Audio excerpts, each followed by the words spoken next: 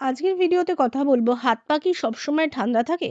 এটা কি কোনো সাধারণ সমস্যা, না এটা কোনো ডিজিজ? চলুন দেখে নেওয়া যাক। হাত পা সবসময় ঠান্ডা থাকলে যে সমস্যাগুলোর লক্ষণ হতে পারে সেগুলি হলো রক্তশূন্যতা বা আয়রন ডেফিসিয়েন্সি। শরীরে আয়রনের অভাব হলে হাত পা ঠান্ডা লাগে। থাইরয়েডের সমস্যা, মেটাবলিজম ধীর হয়ে গেলে শরীর ঠান্ডা অনুভব করে। ডায়াবেটিসের কারণে নার্ভের সমস্যা, নার্ভ ক্ষতিগ্রস্ত হলে হাত পা ঠান্ডা অনুভূত হতে পারে। হৃদযন্ত্র বা রক্ত সঞ্চালনের সমস্যা, রক্ত ঠিকভাবে পৌঁছাতে না পারলে হাত পা ঠান্ডা লাগে। ভিটামিন B12 এর অভাব, এর ফলে স্নায়ু দুর্বল হয়ে যায়।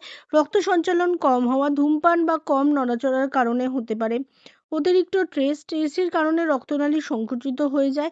যদি এই সমস্যা বারবার হয় তাহলে অবশ্যই ডাক্তারের পরামর্শ নিন, বা স্বাস্থ্য সম্বন্ধিত আরও তথ্য জানতে আমাদের চ্যানেলটিকে সাবস্ক্রাইব করে নিন। আপনার যদি নিজস্ব কিছু প্রবলেমের বিষয় জানা থাকে আমাদের কমেন্ট করবেন, আমরা সেই নিয়ে কিন্তু আপনার কাছে ভিডিও নিয়ে আসবো।